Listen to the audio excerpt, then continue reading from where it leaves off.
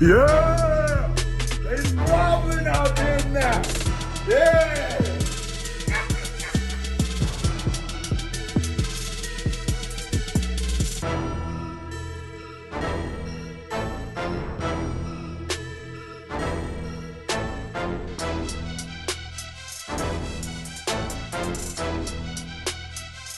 How about them Cowboys?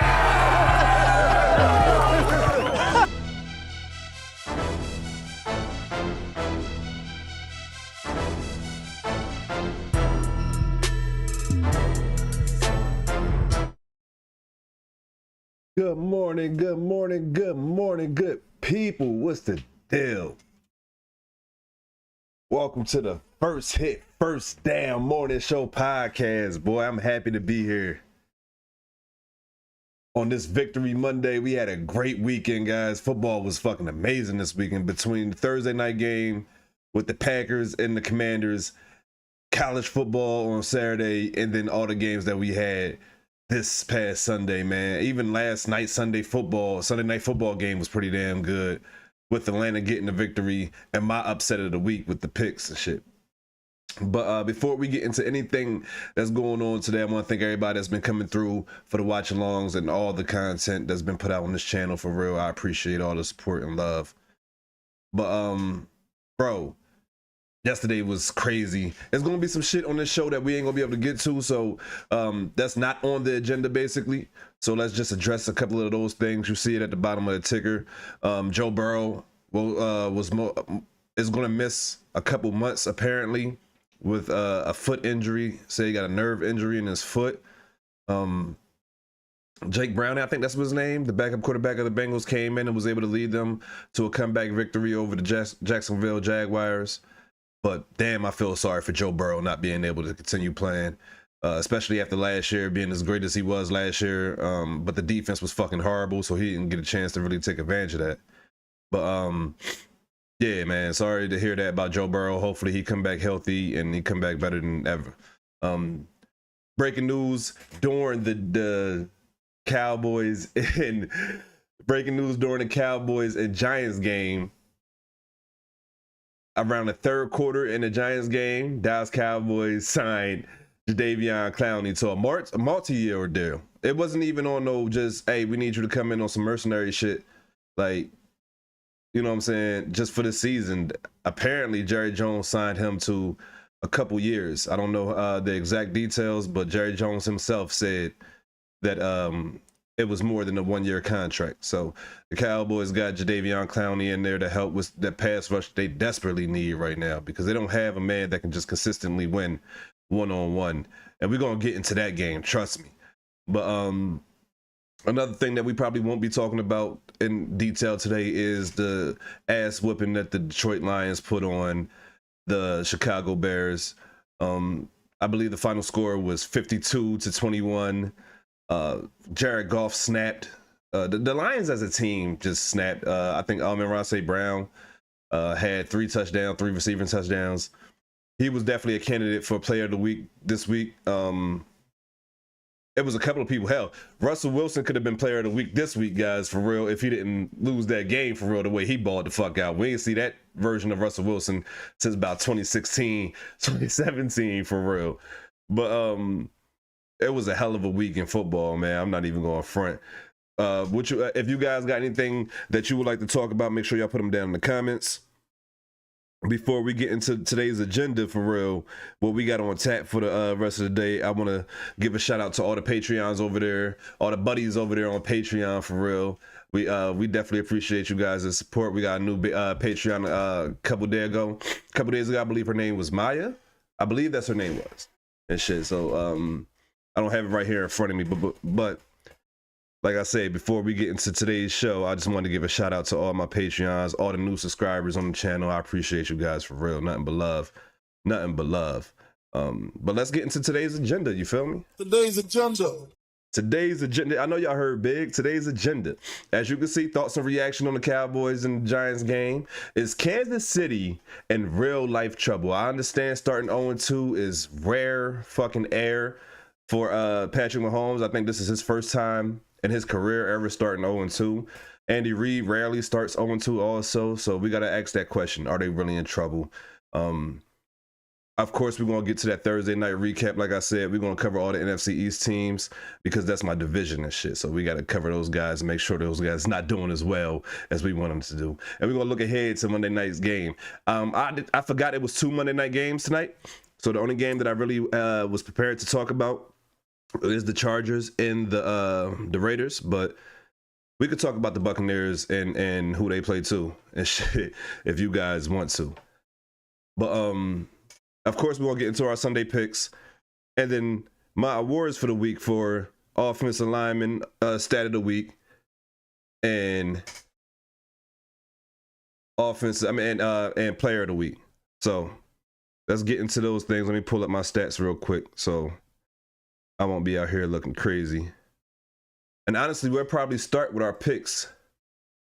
For real, we'll probably start with our picks and work our way down. So this was our picks this week. This is the ones that we hit on, and the ones that we didn't hit on. Oh, I forgot to actually put up the new picture of it. But the ones that we didn't hit on is the Eagles and the Patriots and the Dolphins, and Seattle and the Steelers. Every other team that we picked won, except of course the 2 Monday night games that we got going on tonight.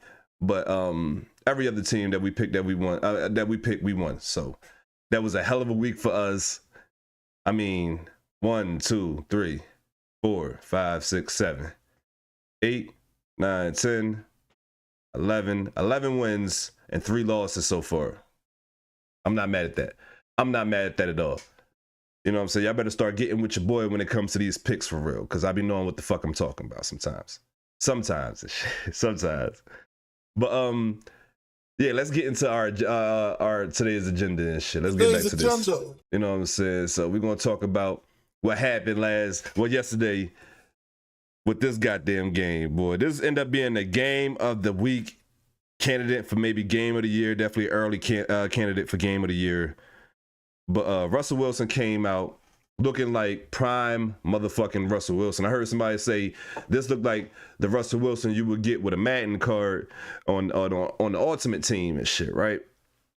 Because I ain't never see Russ, especially coming off of last week against the Washington Football Wizards, the Washington Commanders, shit. Especially coming off of that week with those guys and the way that offense, the Giants offense looked against that team. Oh, I thought that we was going to have an easy week this week, boy. But Russ and those receivers and even Scatterbull and shit decided that we're going to do something different this week, and we're not going to allow you guys to just bully us and shit. So they came out firing. They came out. It's so funny, though. On the first drive, their Andrew Thomas, their left tackle, I believe, is out.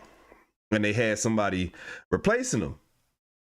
And the person that replaced him on that first drive, literally 4 penalties in a row.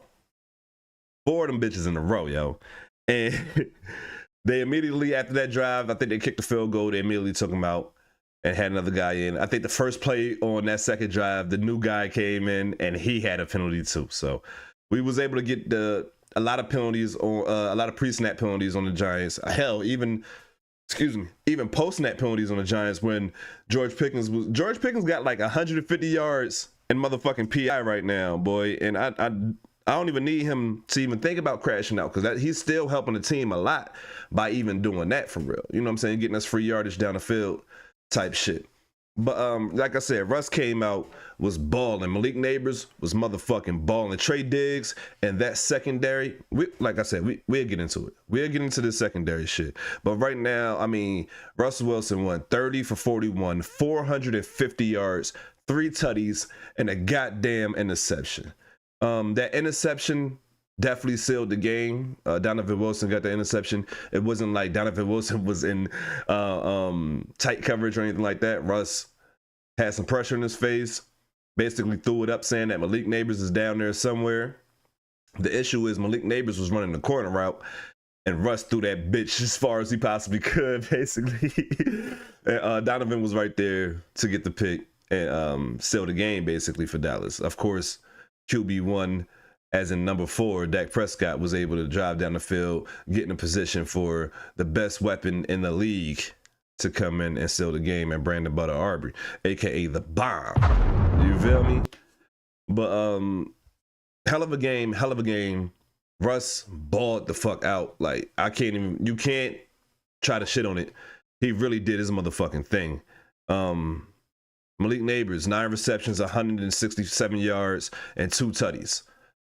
Secondary really couldn't do shit with anybody in the receiving core of the goddamn New York Giants. Who's number 17? Robinson. He was cooking the whole game. I think let me see. Let's see how many yards he had. He had 142 yards on 8 receptions in a tutty. Like, Darius Slayton had two catches for 61 yards. Everybody was catching bombs. You feel me? This is some orange juice too, y'all. I don't want y'all to think that I'm an alcoholic or something. But it's early in the morning. Like I said, we here, and this is a Victory Monday. So we got to start off before we go any further. Hold up. Where's my shit at? Why ain't popping up? Oh, it's not popping up. All right, hold on. Yeah, but yeah, like, I'm not surprised at how bad this defense looked. I'm disappointed like a motherfucker, though. I tell you that. How about them Cowboys? There we go. I'm disappointed like a motherfucker, though. Matt Eberflus, you fooled me. You fooled me in how I thought that this defense was going to be better than what it is right now. But like I said, we're gonna get into that. I ain't gonna lead with the bad vibes because of the simple fact that we won this game. So let's continue to talk about all the good things. Dak Prescott looked really damn good. Of course, he had that interception that he forced to CeeDee Lamb. And honestly, yo, I ain't even mad at that. I ain't mad at that, bro. Because if you like, all right, yeah, CeeDee was like double, triple covered. I think that George Pickens was double covered, and then you had a check down, or you had Jalen Tolbert. I'd rather force the shit to CeeDee than get Jalen Tolbert in single coverage. Like, I know he had a big catch on, I think, a 3rd down in overtime or something like that. Whoop-de-doo. But he also dropped the big catch in overtime too. Like, this motherfucker, bro, he was getting on my nerves, and he running like a gazelle that just learned how to walk, for real. Yeah, I ain't feeling Jalen Tolbert, and I was a big advocate for Jalen Tolbert. You can ask anyone that knows me and knows about my football fandom when it comes to the Dallas Cowboys. I was rooting for Jalen Tolbert to become something. Now I'm rooting for Jalen Tolbert to become available to other teams, because this shit ain't working out for me, boy. I'm telling you, this shit ain't working out for me when it comes to him in this offense. He don't even look right in our offense, for real. Like, he really don't. Like, I was really mad when Turpin got injured on that kickoff. I was hoping that, they said it was a neck injury, so I'm hoping that it is a neck injury and not a concussion. And it was just like a stinger, you feel me? But yeah, Jalen Tolbert is not it for us on the offensive side of the ball. Dak Prescott, like I said, looked really good. CeeDee Lamb looked like he had a redemption game, although he did have one drop. We do got to acknowledge that he did have one drop.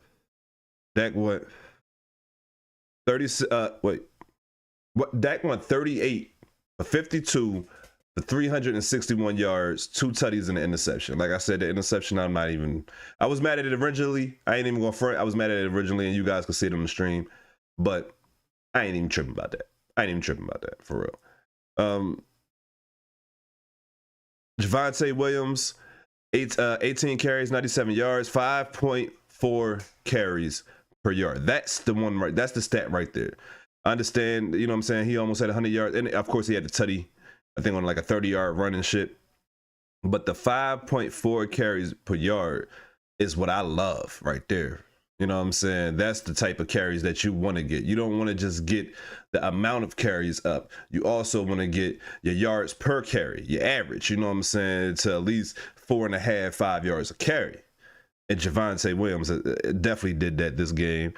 Dak gave us 3 rushes for 17 yards, none bigger than the big rush that he had in overtime to go ahead and ice the game, setting up a 46-yard field goal for Brandon Butter, the bomb Aubrey and shit. CD came in with 9 receptions, 112 yards, no tutties, but this was a hell of a redemption game for CD. He didn't really start going off until the fourth quarter and overtime for real.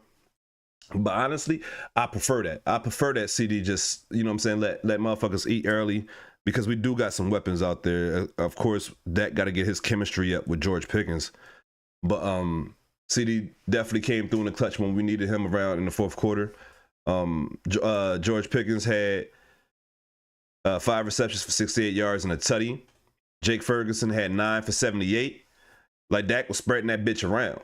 It looked pretty damn good. Offense came out in the second half and basically exploded. And I was saying during my live stream yesterday that I don't like this trend that Dallas has going on, whereas though in the first half, either the first half they're explosive and the second half they stall, or in this game it was vice versa, whereas though first half they was kind of stagnant and slow, and the second half they was explosive and shit. I need a full game from this team right here, especially your offense, because of the fact that your defense is not going to be able to keep you in games. At least not earlier, at least not right now.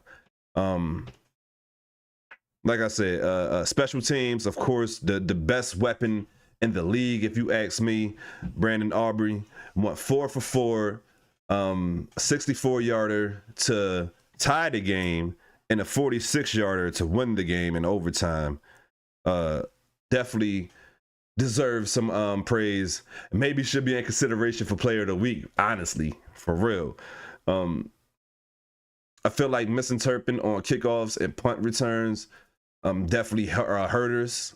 I feel like we could have got some better field positions in a lot of time, because we had Jalen Tolbert motherfucking returning punts and kickoff and shit. Like, he's just not as versatile or as explosive as Kevontae Turpin. And then again, who is like in the league for real? There's not too many people that you could put in that same conversation. But we gotta talk about this goddamn defense, boy. We got all the good shit out the way, right? We got all the good shit. I think we got all the good shit out the way. We gotta talk about this goddamn defense. And Matt Eberflus. Fool this man!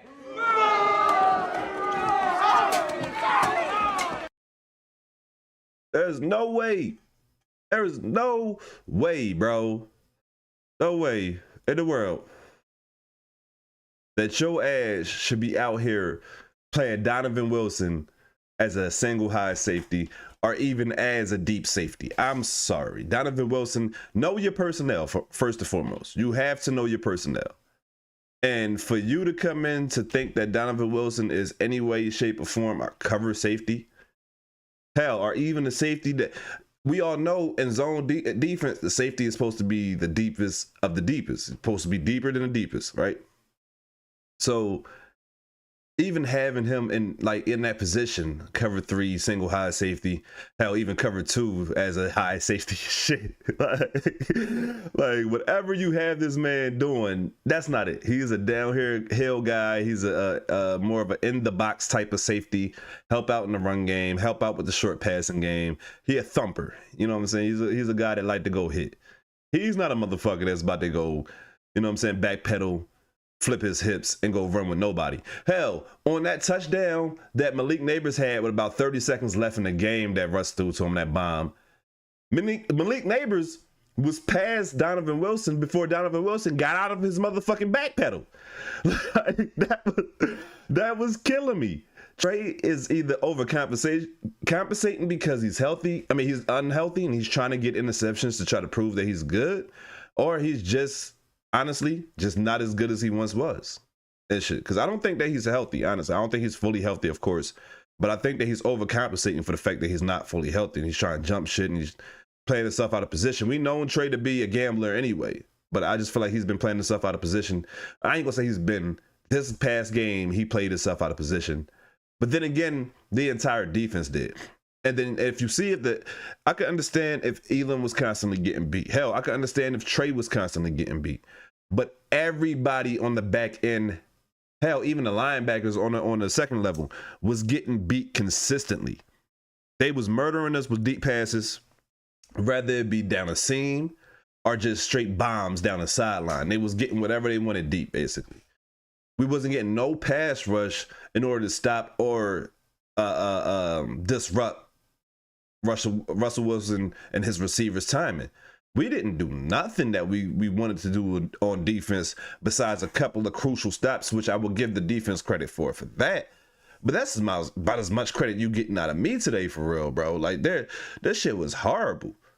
When you have a defensive lineman that's actually going out there and getting pressure, and James Houston, you take him off the field in favor of your rookie that's not ready yet, or just not ready for this game yet, couldn't get no pressure. You take him off the field for Dante Fowler, who just loved the bull rush and try to run straight down the middle of a person.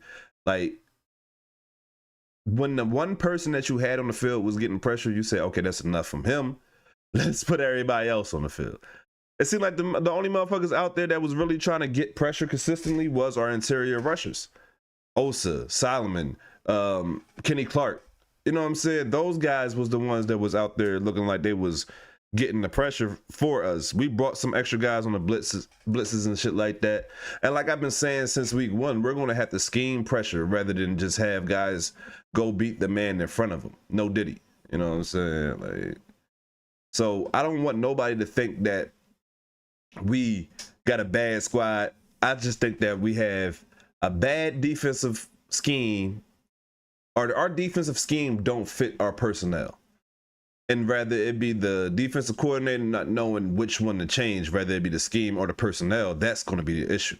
Because you can't really change the personnel. This is what you got right now. You know what I'm saying? You might trade for a piece or two, but you're not going to be able to change the entire fucking defense. You know what I'm saying? So right now you're going to have to think about changing that goddamn scheme. Because that shit is not it, boy. That shit is not it. You let Russell Wilson, this not, like I said, it's not 2015, 2016, you know what I'm saying, Russell Wilson. This is goddamn 2025 Russell Wilson. This is a whole 10 years later Russell Wilson, and he ain't supposed to be throwing for 450 yards on nobody. We just watched him have 21 incompletions in week one. For him to come out here in week two and only have, 9? And over 400 passing yards? Crazy work, bro. Horrible defense from the Dallas Cowboys. And yet again, I said this coming into the season, and I'm going to stick by my guns. Dak Prescott is going to have a season similar to Joe Burrow's season last year, basically meaning like this is all on the arm of 4. Your defense ain't going to win you too many games. Hell, your defense might even cost you a couple games. But but when it comes to 4 and 88 and 3 and the rest of the offense, this is on y'all, bro. Y'all gonna have to be one of the most explosive, high scoring offenses in the league. You started it off by getting, you know what I'm saying, and at least in this game, by getting 40 points. Your defense gave up 37. This is the shit that I'm talking about right there. Last year, the Bengals defense, I think, was averaging, giving up about 30 points, 32 points.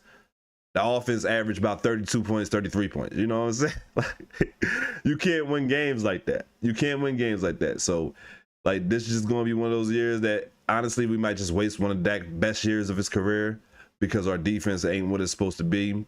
And I don't know if our defensive coordinator is willing to change his scheme up or at least put better players in, because James Houston should be in there rushing the passer as much as possible.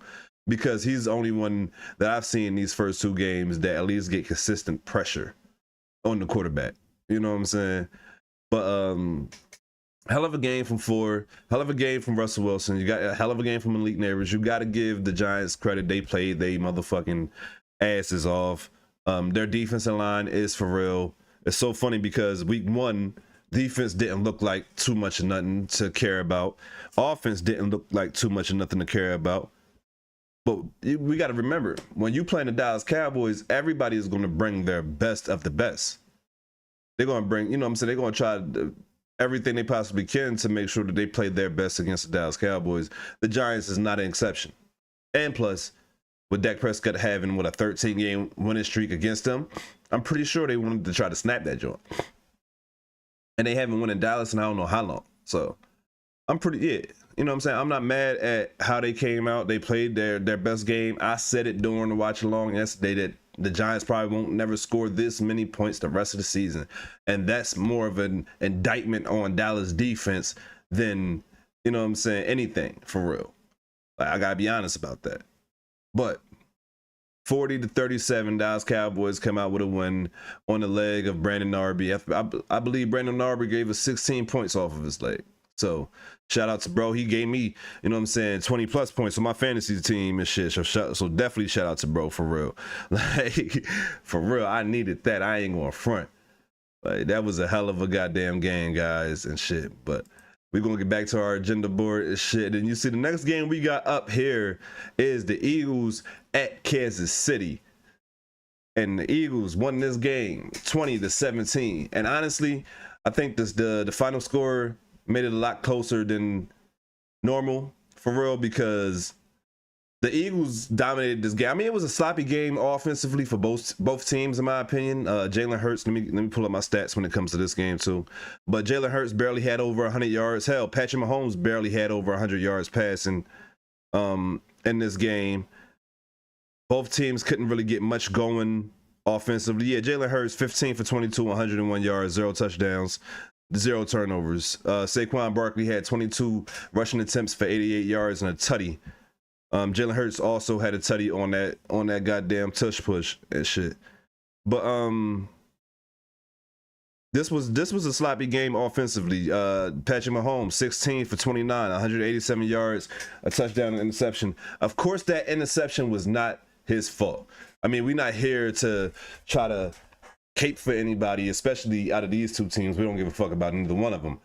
But that interception that he threw, that should have been a fucking touchdown to one Travis Kelce, that bounced off of Travis Kelce's arms and not his hands, because Travis Kelce was worried about getting hit by a cornerback. In my opinion, that's the reason why he dropped that pass. But that was a perfect pass. It's similar, and I don't, you know what I'm saying, I don't want to just keep bringing my quarterback up, but it's similar to the pass that Dak Prescott made to Kevontae Turpin on his touchdown pass. He just zoomed that bitch right in there, and Turp was able to come down with it, whereas though Travis Kelce was not able to do the same and shit. So the Eagles defense looked a lot better than they did week 1 against Dallas. Of course, the second half of that game in Dallas, they locked in and held Dallas to 0 points. But as a whole, overall, during this game, and of course, Jalen Carter had a lot to do with that, him being available for this game. But damn, bro, like, I ain't gonna front. Like, we gotta start addressing some shit about that tush push. And I'm not even saying it on some shit like they shouldn't be using it. I'm always an advocate of, you use it until somebody can stop it, and then if they stop it, make them stop it again, type shit. You know what I'm saying? So I'm not saying that it should be bad, but the referees need to pay attention. You can't have illegal formation on the Eagles every other time they do this tush push. You can't have a false start on the Eagles every other time they do this tush push, and you don't call it.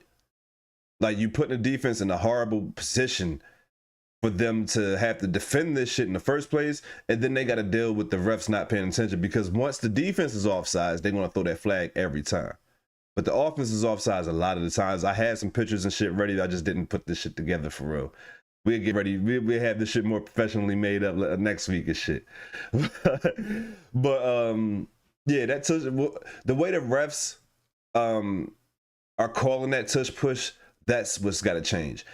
Tush push could stay here. I'm not tripping about that at all. That's one of the, like I said, if you can't stop it, that's your fault. But I'm going to keep doing this shit until you stop it. And then when you stop it, I'm going to do it again to make sure that you actually can stop it, because that might have just been a fluke.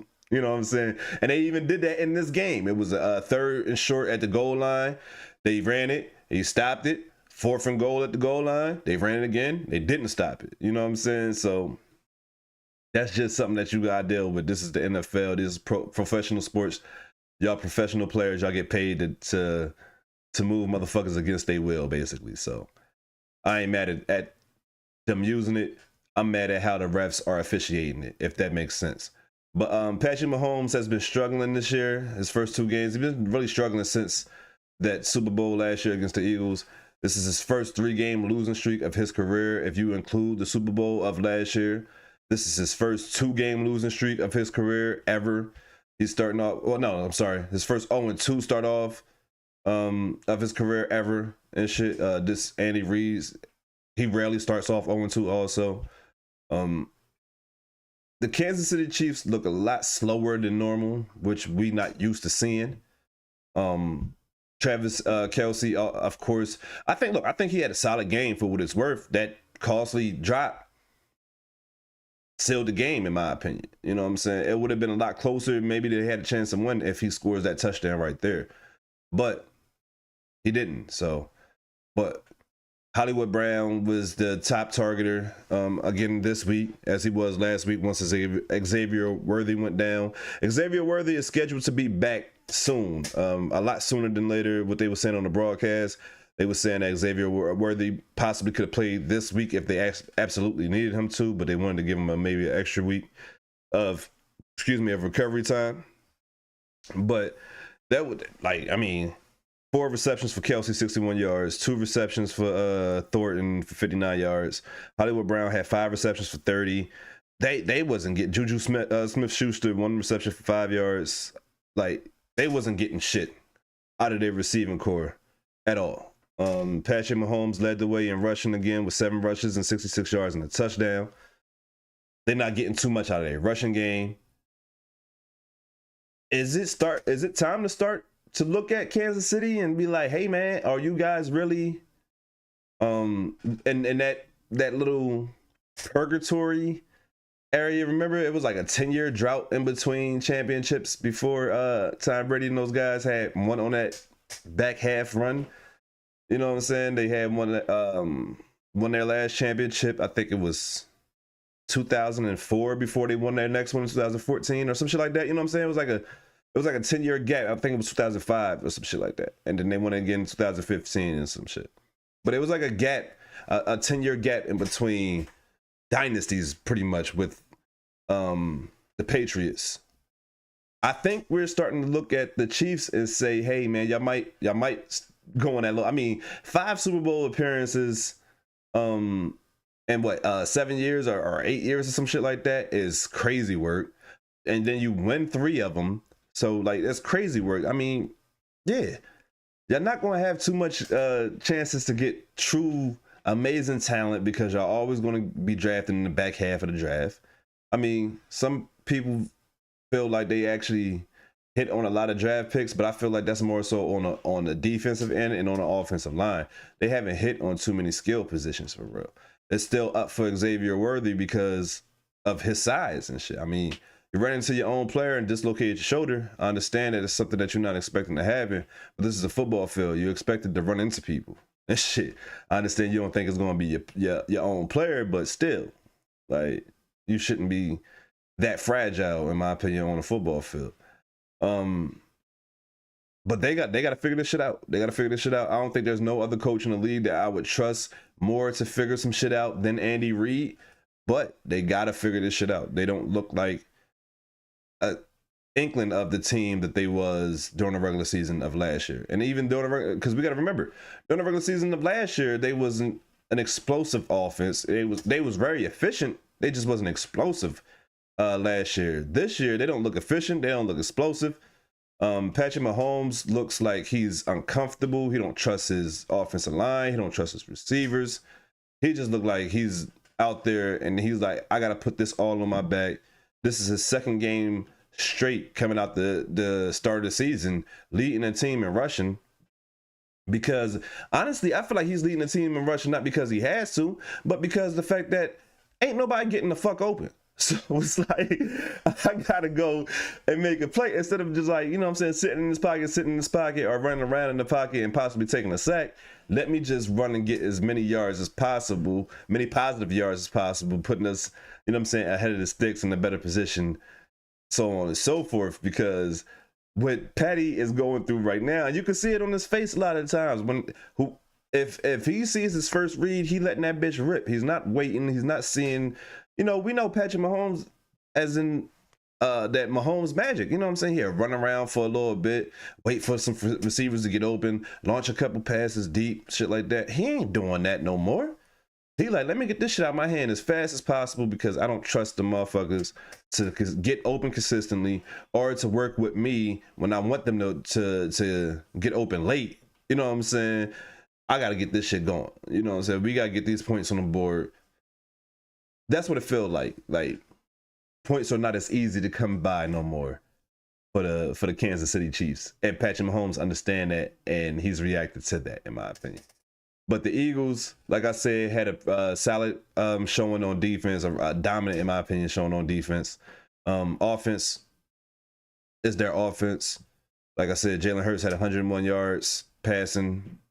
They still won the game, and that's at the end of the day, that's all that matters. I saw the exchange on X this morning between Jalen Hurts and Chris Jones, Chandler Jones, whoever the Jones is on their defensive line in Kansas City, where he said, you don't even have over 100 yards passing. And he said, motherfucker, we won the game. Shut up. You know what I'm saying? Like, and that's real, because I don't care if I only got 1 yard passing. We won the game, bro. We won the game with my 1 yard or 101 yard passing and shit, which means that y'all are a lot worse than which y'all should be, because I shouldn't be winning games with 101 yard passing.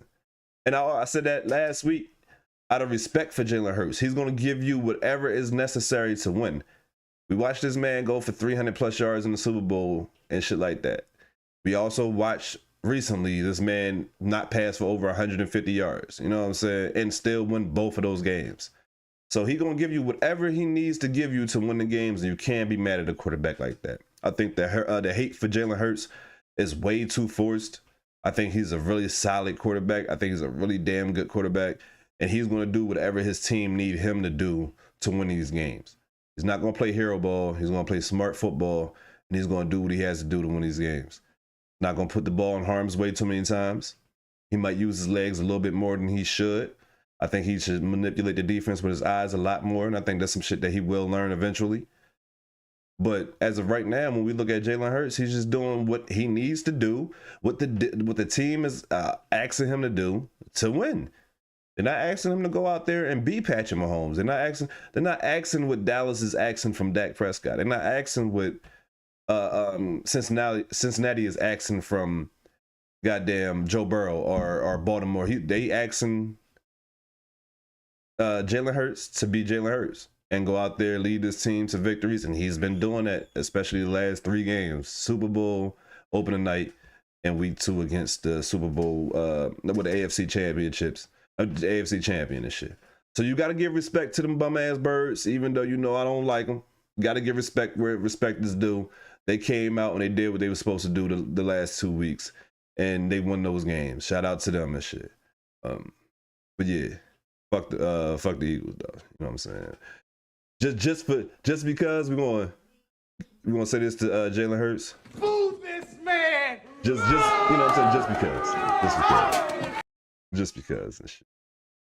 But we're gonna get to this Thursday night game that we had going on, guys, and shit. Whereas though Micah Parsons made his return to the NFC East, and he played the Washington Football Commanders, and which was, like I said, I think the score even says that this game is a lot closer than what it was. I think it was a blowout that should have happened. The Packers offense stalled a couple times on some real shit, but the Packers defense looked fucking fast. The Packers is, I think, one of the youngest teams, if not the youngest team in the NFL. The Commanders, surprisingly, I think is one of the oldest, if not the oldest team in the NFL, and that shit surely as hell showed Thursday night, man. Washington couldn't really do much on offense until basically the end of the 4th quarter, and even that, it was Zach Ertz old ass out there making plays for him and shit. Like, Debo caught a little shallow route for a touchdown around the 4-yard line. That's what he gonna do, because he's a fullback that's masquerading as a wide receiver. Jayden Daniels looked exactly how I expected Jayden Daniels to look in his second season. He looked like a second season quarterback. You know what I'm saying? Like, he's going through a sophomore slump because defenses, as I've been saying all off season, got tape on this man now. They understand what he like to do and what he don't like to do. So push him towards the most uncomfortable situations rather than making them comfortable. It's just that fucking simple. You know what I'm saying? And then when you got a defense of line or a front 7 like the Packers have, It's a lot easier to actually do those things that you need to do to stop the offense of the Commanders. But Micah Parsons, I said it so many times, if you guys was with me for the watch along for that game, I missed the hell out that man. When it comes to our team, the Dallas Cowboys, I wish that we still had him on there. You guys saw this past week against the Giants that we